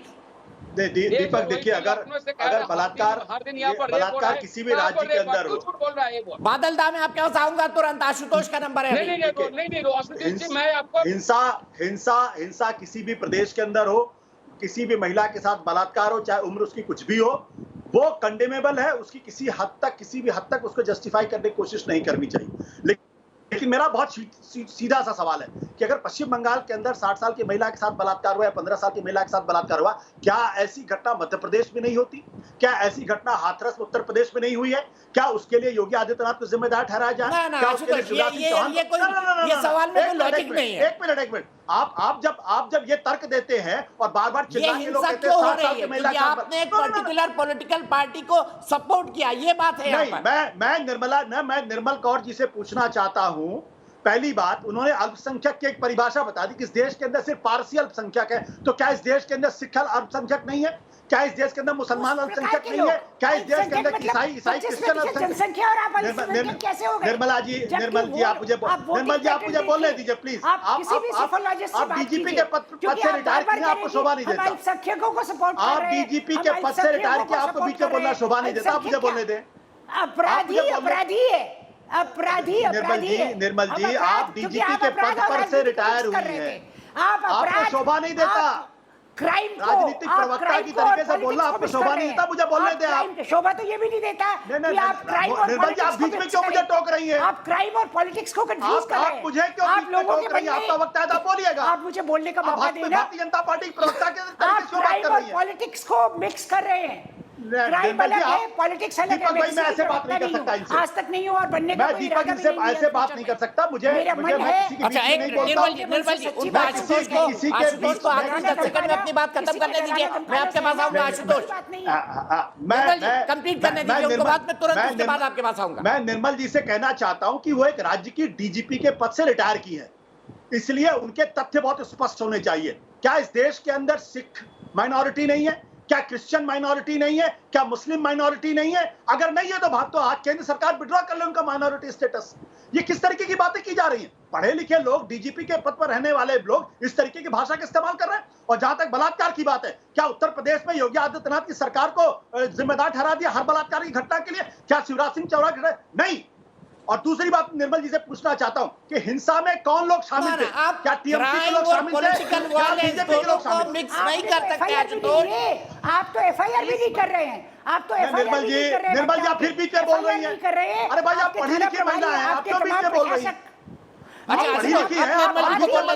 आपने पूरा वक्त लिया। निर्मल जी बोलिए। आप हमें कैसे भी कुछ भी गलत इल्जाम लगाए, हम जवाब नहीं देंगे।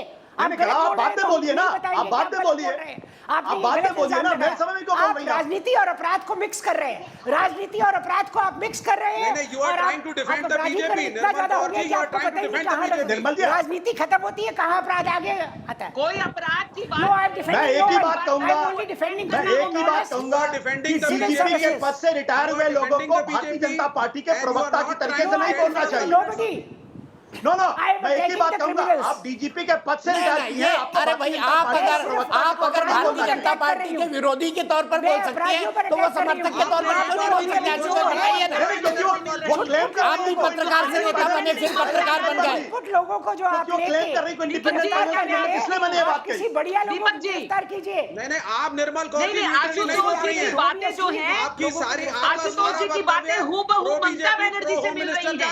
तो क्या वो डिफेंड कर रहे हैं ममता बनर्जी को? किसी भी व्यक्ति को किसी भी पॉलिटिकल पार्टी के समर्थक के तौर पर बोलने कहा कि मैं सीधे प्रियंका जी को बहस में लाऊंगा। प्रियंका जी मुझे बताइए, प्रियंका जी मुझे बताइए, आशुतोष कह रहे हैं कि एमपी में भी बलात्कार हो रहे हैं, यूपी में भी हो रहे हैं। बिल्कुल बंगाल की हिंसा को जस्टिफाई किया जा सकता है स्टेटमेंट से? बताइए। बिल्कुल मैं यही कहूंगी कि आप किसी अपराध को हिंसा से मैच करके जस्टिफाई करने की कोशिश करें, ये भी किसी पढ़े लिखे इंसान को शोभा नहीं देता। दूसरी बात, आशुतोष जी की भाषा जो है वो हूबहू ममता बनर्जी से मिल रही है, तो क्या वो ममता बनर्जी को डिफेंड कर रहे हैं? तीसरी बात, अभी बादल देव जी ने कहा कि कोई सबूत ही नहीं है। मैं ये कहती हूँ कि 154 सीआरपीसी में जो एफआईआर रजिस्टर होती है, क्या वो सबूत नहीं? जो मेडिकल रिपोर्ट्स गवर्नमेंट अस्पताल जो कि सरकारी अस्पताल है, अगर उसने कहा रेप हुआ, उसने कहा कि पॉक्सो के अंदर मामला दर्ज है, तो क्या वो सबूत नहीं है? अगर है तो एफआईआर का नंबर है 118/21 और पॉक्सो एक्ट में दर्ज हुई है फरक्का का इंसिडेंट से। और इन्होंने कहा था ना कि 2 तारीख के बाद 5 तारीख के बाद कोई हिंसा नहीं हुई, तो ये 11 जून की हिंसा का सबूत है। तो इसीलिए टीवी पर आकर के झूठ बोलने से कुछ भी सच नहीं हो जाएगा। बादल देवनाथ को दिखाइए प्लीज।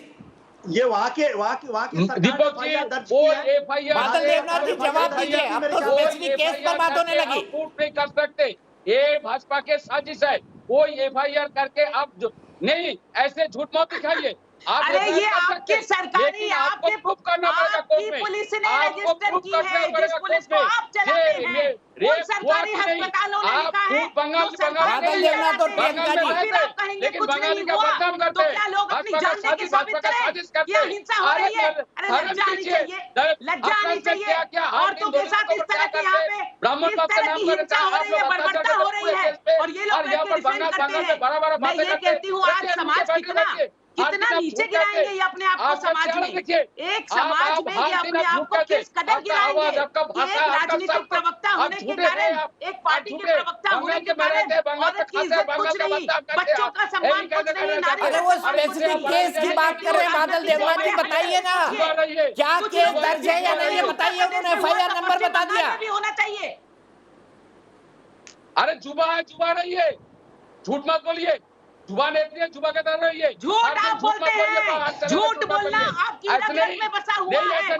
मैं जो बात करती हूँ तथ्यों के साथ करती हूँ, और मैंने इस चीज का प्रूफ किया है।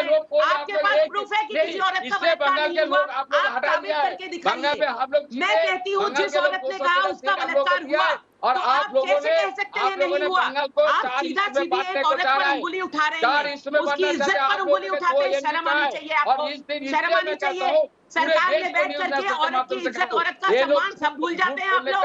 अरे शर्म आनी चाहिए, वो भी किसी की। ठीक है, मैं आप दोनों को रोकता हूँ, मुझे एक दर्शक के पास जाना है। विनीत शर्मा गाजियाबाद से, बादल दा, प्रियंका जी 1 मिनट के लिए पॉज दीजिए। मैं एक दर्शक के पास जा रहा हूँ गाजियाबाद में, विनीत शर्मा। विनीत, क्या सोचते हैं बंगाल में क्या राजनीतिक हिंसा हो रही है? आप क्या सोचते हैं जो आर्ग्यूमेंट से रहे उसके ऊपर? बादल देवनाथ कह रहे कुछ नहीं है, टीएमसी कह रही कुछ नहीं है। दीपक जी ये तो कहेंगे ही क्योंकि इनकी सरकार है। ममता जी ने तो वहां पे ममता नहीं दिखाई, लेकिन सर्वोच्च न्यायालय जो है ममता दिखा रहा है, तो इनको बड़ी आपत्ति हो रही है, बड़ी पीड़ा हो रही है। राकेश टिकैत जी का नाम ले रहे हैं ये किसान नेता के नाम पर। वो बंगाल जाते हैं, लेकिन कुछ दिनों बाद ही बंगाल की एक बच्ची का यहाँ पे बलात्कार होता है और फिर वो मारी जाती है। लेकिन जो उनके पैरोकार यहाँ पे बैठे हुए हैं वो एक भी शब्द उसके बारे में नहीं बोलते। और ये हिंसा जो हो रही है ये चुनाव के बाद नहीं, 1 साल पहले ही टीएमसी के गुंडों ने वहां पे हिंसा शुरू कर दी थी, लोगों को धमकाया और वोट देने से उनको रोका। अगर वो 1 साल पहले ही जो है ये हिंसा रुक गई होती तो आज बंगाल का रिजल्ट कुछ और होता। और अब ये उन लोगों पे अपना खुंदक निकाल रहे हैं, उनको जो है धमका रहे हैं, उनके साथ बलात्कार कर रहे हैं। और ये यहाँ पे कुछ पैरोकार बैठे हुए हैं। अरे कहीं भी हिंसा हो, कहीं भी बलात्कार हो, वो किसी भी पार्टी का हो, वहां पर जो है निष्पक्ष जांच तो होनी चाहिए। लेकिन ये एकदम ऐसे पैरोकारी करके आ गए। अभी कल भी गाजीपुर बॉर्डर पर एक दलित समाज के नेता का वहां पर जो सम्मान हो रहा था, लेकिन इन किसान नेता जो बैठे हुए तथाकथित, जो बाद में किसान का नाम लेते हैं हिंसा करने के बाद, उन पे हमला किया। वहां महिलाओं को भी नहीं बख्शा गया, तलवारों से, भालों से और दुनिया भर के हथियार लेकर वहां पर जो है राहगीरों को भी पीटा गया, गाड़ियों के शीशे तोड़े गए। और ये जो आशुतोष जी यहाँ पे बैठे हुए, इन्हें शर्म आनी चाहिए झूठ बोलते हुए। ये वहां मौके पे थे, कहीं भी बैठ जाते हैं, रुपए लेकर जो झूठ बोलते हैं टीवी पे बैठकर। इनको लिहाज नहीं आती बिल्कुल भी। कभी कांग्रेसी बन के बात करेंगे, कभी आप बन के बात करेंगे, कभी नक्सली बन के बात करेंगे। इनको बिल्कुल शर्म लिहाज नहीं आती, बिल्कुल झूठ बोलते हैं यहाँ। कभी जो है शर्म आनी चाहिए इनको बिल्कुल जो है। आपके खिलाफ केस होगा, आपके खिलाफ केस होगा, सावधान हो जाइए। संख्या कम नहीं है, खिलाफ केस होगा। समस्या यही है, कोई रेप नहीं होता है। आप लोग उत्तर प्रदेश में ठीक है, ये तो हकीकत है। विवेक श्रीवास्तव जी, बंगाल की एक बेटी के साथ किसान आंदोलन में बलात्कार हुआ, उसकी मृत्यु हो गई। आऊंगा इस बात पर, रोहित सिंह जी की बात पर, रोहित की बात से ही बहस को आगे बढ़ाऊंगा ब्रेक के बाद। तो बंगाल में राजनीतिक हिंसा पर हम बात कर रहे हैं। हमारे साथ कई सारे खास मेहमान जुड़े हुए हैं। बंगाल में पोस्ट पोल जो वायलेंस हुई थी उस पर एक फैक्ट फाइंडिंग कमेटी गई थी, जिसमें निर्मल कौर जी जो फैक्ट फाइंडिंग कमेटी के मुखिया के तौर पर काम कर रही थी, पूर्व डीजीपी हैं, पंजाब से आती है निर्मल कौर जी, वो भी हमारे साथ जुड़ी हुई हैं। मेरे साथ प्रियंका टिब्रीवाल हैं, भारतीय जनता पार्टी की फायर ब्रांड प्रवक्ता। मेरे साथ वरिष्ठ पत्रकार आशुतोष हैं, जो आम आदमी पार्टी के नेता भी रह चुके हैं। मेरे साथ अवनीश अवस्थी जी हैं, DU के प्रोफेसर और साथ ही साथ राजनीतिक विश्लेषक। मेरे साथ बादल देवनाथ जी हैं टीएमसी से। मेरे साथ विवेक श्रीवास्तव जी है। विवेक श्रीवास्तव जी, रोहित सिंह ने बिल्कुल सही बात कही थी। आप लोग तब खामोश थे जब एक बंगाल की बेटी का बलात्कार करके उसे मार दिया गया, तब आप लोग खामोश थे। किसान आंदोलन में क्राइम हो गया, ये आपके लिए क्राइम था। आपके चैनल पे डिबेट करी थी, दर्शक ने बिल्कुल सही याद दिलाया। नहीं, कैसी दोगली बातें हैं दर्शक ने बिल्कुल गलत बोला है। लोग जो है दर्शक ने किसानों के लिए नक्सली शब्द यूज किया है, किसी को भी जस्टिफाई कर देंगे। नहीं, मैं जस्टिफाई नहीं कर रहा हूँ। उस पे भी हमने डिबेट की थी, आप ही के चैनल पे की थी। बिल्कुल नहीं किया है। अब आप बलात्कार पे नहीं बोलेंगे कि वहां पर बंगाल की बेटी का बलात्कार कैसे हो गया, उस पर नहीं बोलेंगे। अनफॉर्चुनेट था, लेकिन इसका मतलब ये नहीं कि राकेश टिकैत को नक्सली घोषित करेंगे, जिनसे आपने भी बात कराई थी फोन पर। मतलब जिम्मेदारी से बच गया। तो ये सारे किसान नक्सली हैं क्या? लेफ्ट पार्टी टीएमसी की पैरोकारी कर रही है भारतीय जनता पार्टी को गाली देने के लिए। बिल्कुल कोई नहीं कर रहा है। जिन लोगों ने आपका सुपड़ा साफ कर दिया पश्चिम बंगाल से, आप उनके हिमायती बन गए। आपने अरे छोड़िए विवेक श्रीवास्तव जी, मैंने कुछ नहीं कहा, ना मैंने कहा ना इन शब्दों का मैंने आज तक इस्तेमाल किया अपने डिबेट में। नहीं, अभी जिन्होंने फोन पे बात करी वो यही कह रहे थे नक्सली एलिमेंट घुसे हुए हैं। गजब बात है। बंगाल की एक बेटी की हो गई, हत्या कर दी गई उसकी, उसके साथ बलात्कार किया गया, किसान आंदोलन के नाम पर उसको लाया गया, सोशल मीडिया की कार्यकर्ता थी, तब हम लोग गायब हो जाते। वो गलत था, जो हुआ गलत था, सबने निंदा की थी, तो जनता यही सोचती है। देखिए वो गलत था, अब मिलने लगे। है अभी जो इंक्वायरी निर्मल कौर कर रही है वो गलत है। वो इंक्वायरी जो निर्मल कौर कर रही है होम मिनिस्टर के कहने पे कर रही है। अच्छा, खड़ी होकर के Nirmal Kaur ji, I am very sorry to say BJP की बैटिंग बताइए ना। इंक्वायरी आपके कहने पर मैं बता देता हूँ, तो आपके कहने पे इंक्वायरी कीजिए, बताइए ना। हाईकोर्ट के ऑर्डर के भाई टीएमसी और लेफ्ट का अलायंस मुबारक को बादल देवनाथ, टीएमसी और लेफ्ट का अलायंस मुबारक को आपको बादल देवनाथ जी। मैं आपको कहना चाहता हूँ दीपक जी, विवेक जी एक सेकंड, बधाई हो बादल देवनाथ जी, आज टीएमसी और लेफ्ट का अलायंस हो गया। टीएमसी और लेफ्ट बधाई हो बादल देवनाथ जी। पॉलिटिक्स ऑफ बीजेपी के खिलाफ है। ऐसा यहाँ निर्मल कौर बैठ करके भारतीय जनता पार्टी की प्रवक्ता बनकर के आई है। विवेक जी एक सेकंड, दीपक जी, अरे गजब बात कर रहे हैं आप। अरे उन्हें होम मिनिस्टर के कहने पे जांच क्यों, प्राइम मिनिस्टर के कहने पे जांच क्यों, किसी भी अधिकारी को जांच करने का अधिकार है कि नहीं भारतीय लोकतंत्र में, बताइए। वो टीएमसी के साथ सब लोग एक साथ मत बोलिए। बादल देवनाथ, उसके बाद प्रियंका टिब्रेवाल, बधाई हो। बादल देवनाथ जी क्या कहेंगे नए अलायंस पर? मैं आपको उससे पहले कहना चाहता हूँ, देश पूरे, अरे वो आपके किसान आंदोलन वाले आए थे ना कोलकाता, ममता दीदी से मिलने, बंगाल की एक बेटी को लेकर आए, उसके साथ बलात्कार किया 3 दिन तक, फिर जला के मार दिया उसको। आपको पता है बादल देवनाथ जी ऐसा हुआ है? नहीं, पहले बताइए 4 लाख के ऊपर लोग कोविड में मर गया, इसका जिम्मेदार किसका है? इसका जिम्मेदारी कौन लेगा? देश के प्रधानमंत्री को लेना पड़ेगा। 4 लाख के ऊपर कोविड में मर गया ना, राज्य संभालने की बंगाल में कितने बड़े बताइए ना, उसकी जिम्मेदारी लेके ममता बनर्जी सरकार छोड़ दिया, पूरे देश के लोगों को मारने के लिए छोड़ दिया। एक प्रधानमंत्री की इंक्वायरी पे हमारा विश्वास नहीं है, होम मिनिस्टर द्वारा की गई इस इंक्वायरी पे हमारा विश्वास नहीं है। और यहाँ निर्मल कौर जी की सारी रिपोर्ट एंटी आएगी, ये सब लोग मत बोलिए। विवेक श्रीवास्तव जी एक मिनट। बादल देवनाथ जी आपने अपना पॉइंट रख दिया, प्रियंका जी का टाइम है, प्रियंका जी बोलिए क्या कहेंगी लेफ्ट और टीएमसी के अलायंस पर प्रियंका जी, फिर मैं आशुतोष और निर्मल कौर जी के पास जाऊंगा और अमित जी के पास। जो सीपीएम जो है वो कभी कांग्रेस के साथ हाथ मिलाने में नहीं शर्माया, तो टीएमसी के साथ हाथ मिलाने में क्या शर्माएगा? आखिर जो है चोर चोर मौसेरे भाई।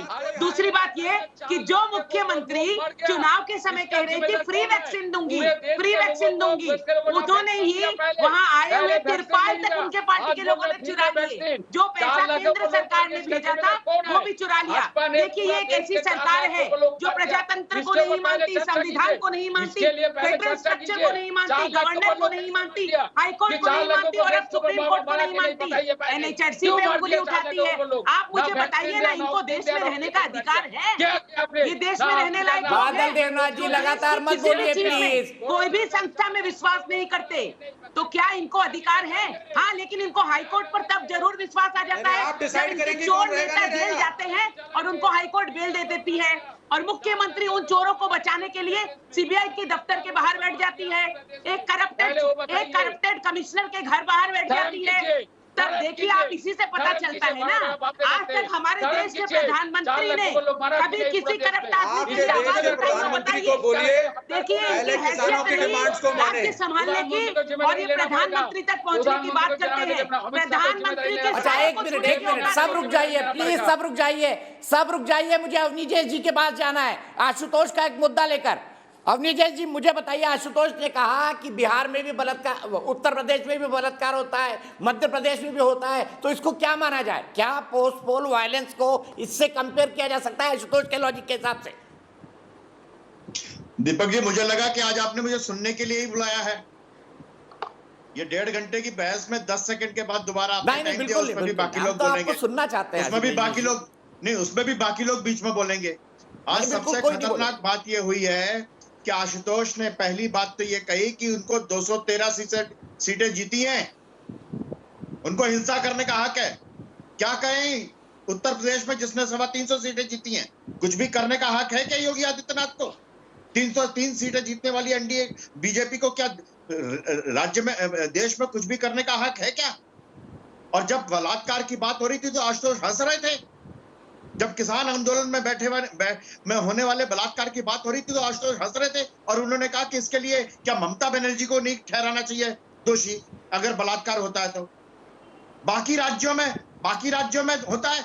यह है दोमोही नीति इनकी,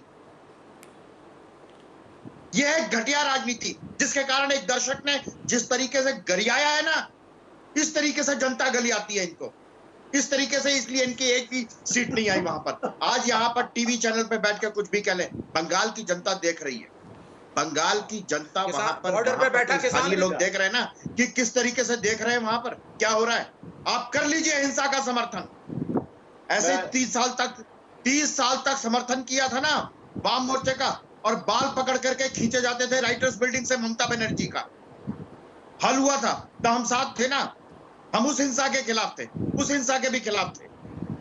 जब सिद्धार्थ शंकर रे ने नक्सलियों के साथ, वामपंथियों के साथ किया था, तब हम सिद्धार्थ शंकर रे के खिलाफ थे, हिंसा के खिलाफ थे हम हर समय, और आज भी हिंसा के खिलाफ हैं। आप क्या सोचते हैं इस रात की सुबह नहीं होगी क्या? बंगाल का भद्रलोक इसको स्वीकार कर लेगा क्या? बंगाल का भद्रलोक इसको स्वीकार कर लेगा क्या? बलात्कार की घटना पर, बलात्कार बात पॉइंटेड कही अवनीश जी, लेकिन आपके सवाल का जवाब मैं आशुतोष से लूंगा।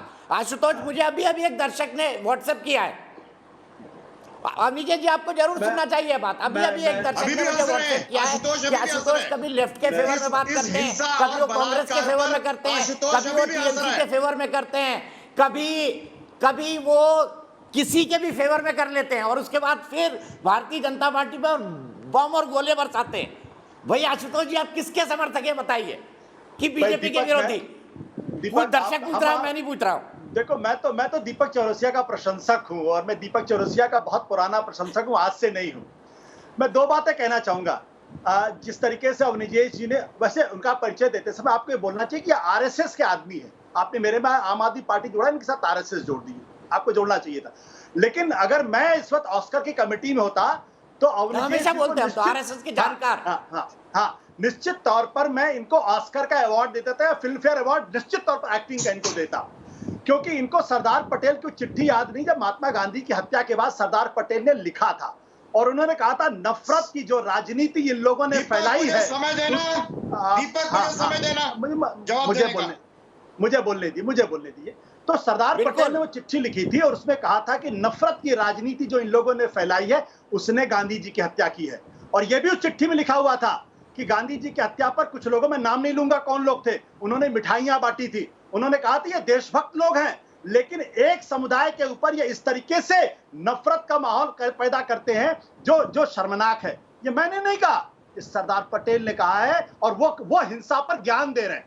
महत्वपूर्ण बात यह है कि ये हिंसा पर ज्ञान दे रहे हैं। मैं ये नहीं कहूंगा, कुछ और भी कहना चाहते हैं, लेकिन ये हिंसा पे ज्ञान दे रहे हैं। इनको जरा बोलिए हिंसा पे ज्ञान देना बंद कर दें, आप नफरत फैलाते हैं। सरदार पटेल ने ये बात आपके बारे में कही, माफी मांगी थी आप लोगों ने, क्योंकि महात्मा गांधी की हत्या के आरोप में आरएसएस के प्रमुख, जो इनका परम श्रद्धेय कहते हैं, उनको जेल जाना पड़ा था।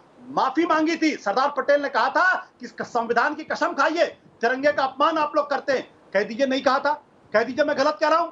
और उन्हीं सरदार पटेल ने कहा था कि हिंदुत्व का विचार एक पागल विचार है, बाबा साहब अंबेडकर ने कहा था ये हिंदू राष्ट्र बना जो कह रहे हैं इसको हर हाल में रोकना चाहिए क्योंकि हिंदुस्तान के लिए खतरनाक विचार है। अब आप कुछ भी कह लीजिए, आप हिंसा की बात करें ना करें क्या फर्क पड़ता है? आपके बारे में तो सरदार पटेल बाबा साहब अंबेडकर कह के चले गए हैं, वो तो नजीर पड़ी हुई है। अगर इतिहास नहीं पढ़ते तो बात अलग है। आप दीपक बोलो, आप भी ना थोड़ा अधूरा इतिहास पढ़ते हैं। इतिहास का ज्ञान अधूरा है कि पूरा है, बता दीजिए। हाँ सुन लीजिए ना, अब सुनिए ना, आप एक ही पक्ष पढ़ते हैं, एक ही पक्ष। दर्शक भी यही कह रहे हैं, मैं भी यही कह रहा हूं आपको। अवनीश जी सुन लीजिए जवाब। सरदार पटेल ने राष्ट्रीय स्वयंसेवक संघ से प्रतिबंध हटाते हुए ये सार्वजनिक रूप से कहा और जवाहरलाल नेहरू को खत लिखा, जो आशुतोष नालायकी में बताना नहीं चाहते कि उन्होंने कहा कि कोई भी ऐसा प्रमाण नहीं मिला है जिसमें राष्ट्रीय स्वयंसेवक संघ की गांधी की हत्या में कोई संलिप्तता पाई गई। ये बाकायदा रिटन है, डॉक्यूमेंट है, और अगर अभी भी करते हैं तो हो जाए। सुप्रीम कोर्ट में कई केस चल रहे हैं मानहानि के। आशुतोष हिम्मत है तो आ जाओ। नंबर एक बात। नंबर दूसरी बात, आगे की बात सुन लो। हिंसा कौन सी हिंसा है तगड़ी मिर्ची लगी है इनको, जिसमें हमने किया, जिसमें मिर्ची लगी है? अरे झूठ तुम बोल रहे हो, झूठा ये आदमी जिसके बारे में पता नहीं क्या क्या कहा था। चुनाव के समय अपनी जात लिख लेता है आशुतोष गुप्ता, अदरवाइज वो आशुतोष होता है। ये देखिए व्यक्ति इतना जातिवादी है, ये इतना जातिवादी है, ये इतना जातिवादी है जिसके बारे में अरविंद केजरीवाल ने कई बार कहा था कि पिछवाड़े पे लात मार के बाहर निकाल दिया मैंने। हमें दिखा रहा है, हमें दिखा रहा है। ये देखिए, ये आरएसएस की शाखा में इनकी ट्रेनिंग हुई है। आरएसएस की शाखा में ट्रेनिंग लोग हैं, इनकी भाषा अम्बेडकर के बारे में। और एक नहीं, सरदार पटेल ही नहीं, तीन कमीशन हुए, तीन जुडिशियल कमीशन हुए, इंक्वायरी हुई। शाखा में सुबह ने भी नहीं कहा कि राष्ट्रीय देख लिया इनके नेता राहुल गांधी, बहुत खुश हो गया विवेक श्रीवास्तव जी को हंसते देख लिया। चल रहा कोर्ट में इनके आरएसएस की असली औकात आशुतोष जी ने दिखा दी ना। गांधी के हत्यारा कहने पे आपके आरएसएस की क्या औकात है सब जानते हैं। आरएसएस की ये आदमी भी माफी मांगेगा, भी माफी मांगेगा। सीताराम केसरी जी पे लंबा मुकदमा चला था, उनको भी माफी मांगनी पड़ी थी। आदमी बलात्कार की खबर पर फर्क नहीं पड़ता है, जो चुनाव के समय अपनी जात लेके आता हो वो हमें ज्ञान देगा। नहीं बोल दीजिए ना कि हिंदू राष्ट्र गलत कॉन्सेप्ट है, वो हमें ज्ञान देगा। अवस्थी जी बोल दीजिए ना हिंदू राष्ट्र गलत कॉन्सेप्ट है। मैं वापस टॉपिक पर आता हूं। निर्मल कौर जी, मेरे कंक्लूजन का टाइम आ गया है। मैं अब इस बहस को आगे नहीं बढ़ाऊंगा। इस बहस के लिए एक दिन रखेंगे जब अवनीश जी और आशुतोष आमने सामने होंगे और दोनों डॉक्यूमेंट लेकर आएंगे। ऐसी एक बहस हम जरूर करेंगे। लेकिन निर्मल कौर जी, विषय पर वापस आते हुए मैं आपसे जानना चाहता हूं, इस फैक्ट फाइंडिंग कमेटी में के पॉलिटिकल मोटिव ढूंढे जा रहे हैं, हम वहाँ हैं। किस आधार पर आपने बनाई थी पहले फैक्ट फाइंडिंग कमेटी, ये भी बता दीजिए। हम वहाँ हैं जहाँ से कहते हैं ना कि हम वहाँ हैं जहाँ से हमको हमारी खबर नहीं आती।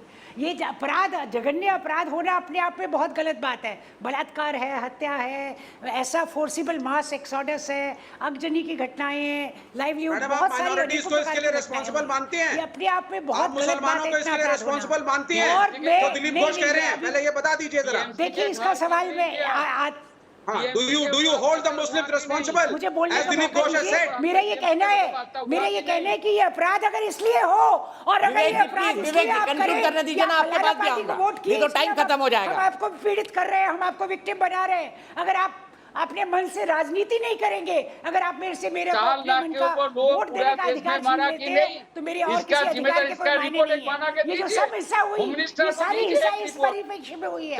ये हिस्सा इसलिए हुई है कि राजनीति, आप अपने मन से राजनीति नहीं कर सकते, अपने मन की राजनीतिक पार्टी को वोट नहीं दे सकते। इसके लिए हिस्सा होना कोई आवश्यक नहीं। ये इसके लिए अगर आप हिस्सा करते हैं तो वो अपराध का भी बहुत बड़ा अपराध है, जिसके की खामियाजा आपकी कितनी पीढ़ियों ने आपके लिए प्रजातंत्र मेहनत करके लाया, और आज आप इसको इतने आराम से उड़ा देंगे तो आने वाली पीढ़ियां इसका खामियाजा भुगतेंगी। अपने मन से वोट देने बादल देवनाथ जी लगातार नहीं, होना चाहिए कि अपने मन से वो वोट दे और किसी के ऊपर कोई अपराध नहीं हो।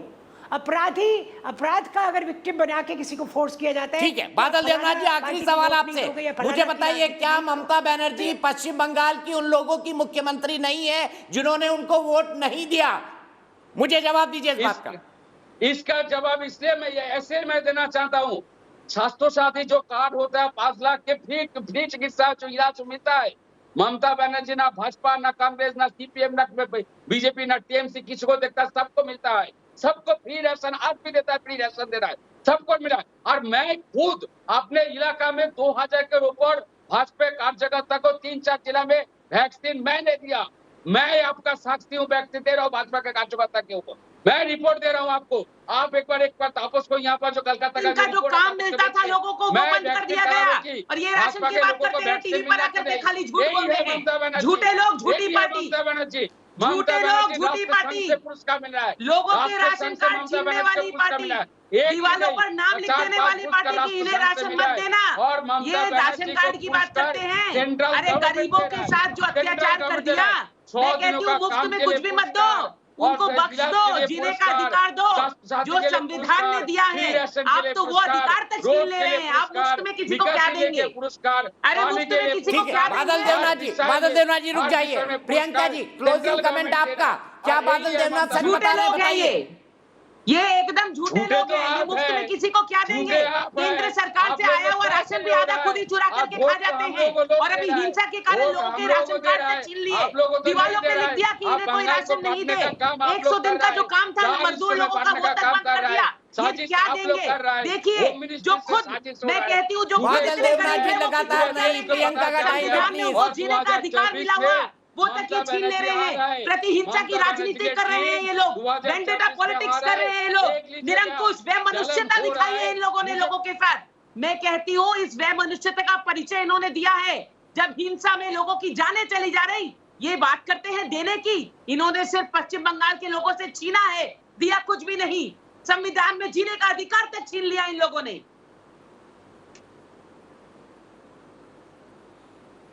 ठीक है प्रियंका जी, मैं आपकी इसी बात से डिबेट को क्लोज करूंगा, लेकिन चलते चलते इतना कहना चाहूंगा, लोकतंत्र और राजनीति में हिंसा की कोई जगह नहीं है। हमने सवाल पूछा था कि क्या इसकी एसआईटी जांच होनी चाहिए। देश के बहस के 94% दर्शक मानते हैं कि बंगाल में जो पोल वायलेंस हुई है, सुप्रीम कोर्ट में पिटीशन लगी है कि एसआईटी जांच होनी चाहिए या नहीं। सुप्रीम कोर्ट इस पर आदेश देगा, लेकिन देश की बहस के दर्शकों का मानना है 94% का कि इस पोल वायलेंस की एसआईटी से जांच होनी चाहिए। फिलहाल एक ब्रेक।